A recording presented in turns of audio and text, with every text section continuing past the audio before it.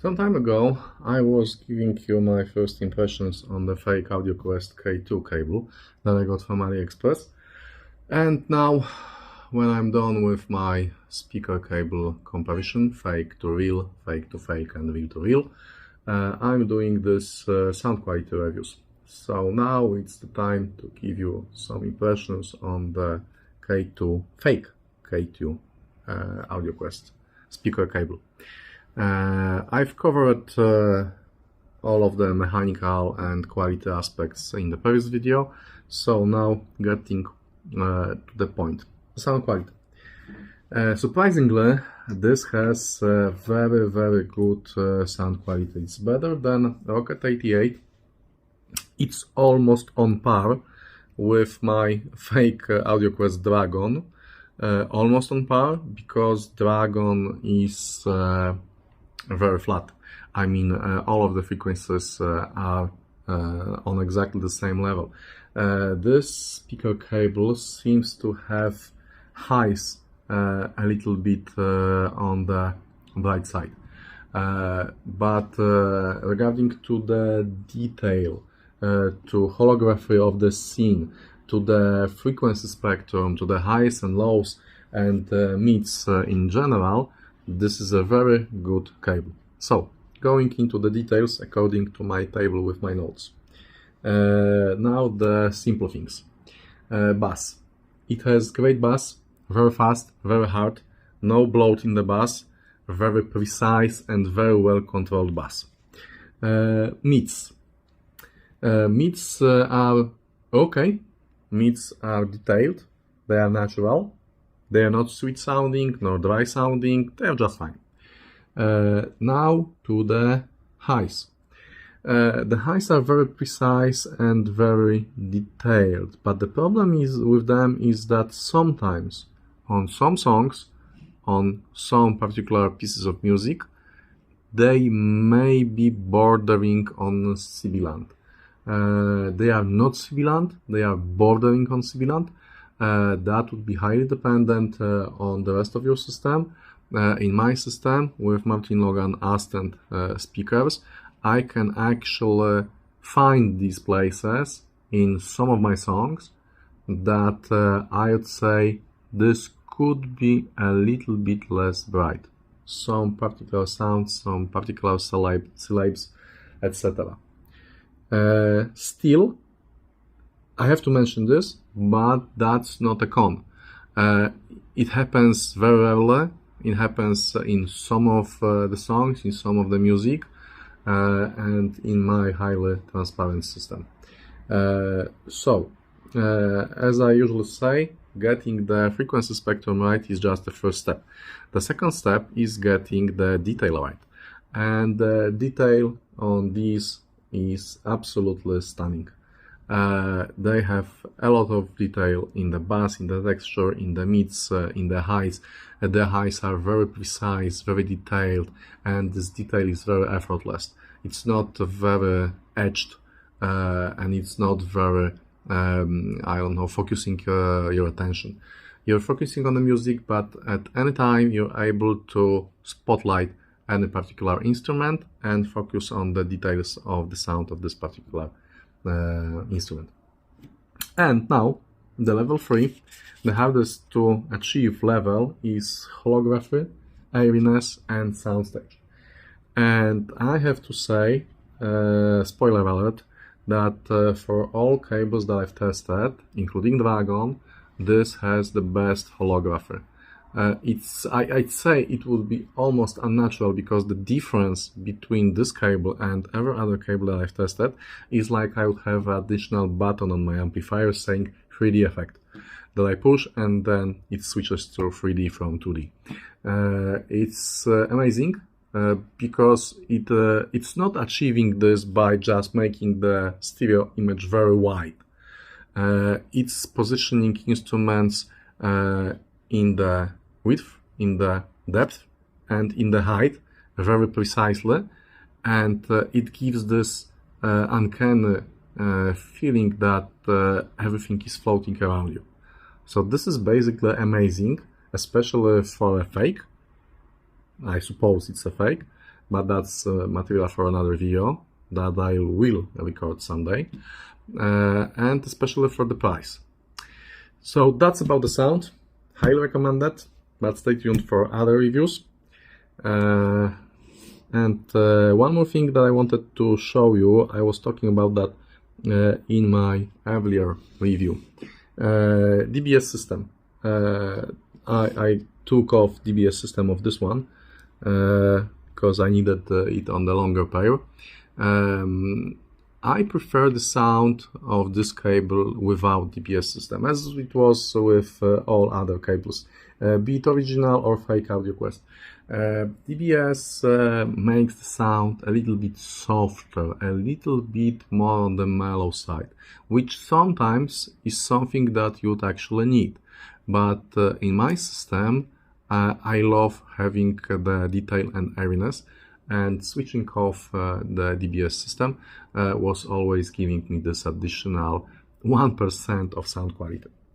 Now, what I wanted to show you, this cable is actually not the one I'm using. This one was bought for other purposes, but you can probably see here that here on the negative pole of the cable we have this loose wire strands.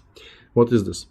For some reason that's completely unknown to me. I have no idea why they do this. The guys that are producing these fakes, the guys that are preparing them, actually not the producing, the guys that are cutting them to size and terminating them with plugs, are connecting one of the DBS signal wires with negative pole, negative terminal of the speaker cable, which is basically kind of crazy. And the original AudioQuest patent says that this cable or every other cable that's meant to be used with DBS should have two separate lanes for DBS only. They should not be in touch or in contact with signal wires. And this cable actually has inside two dedicated lines. One of them is shielding, the other one consists of these wires that are actually running straight in the middle of each wire inside. So they are kind of symmetric construction, like you have a shielding around, and you have a pole inside this.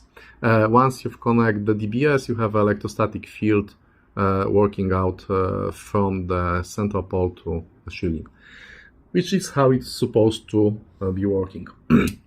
I've noticed that because when I was using these cables for the first time with my electrostatic speakers, I was surprised to find them a bit on the dark side, as it was with Dragons.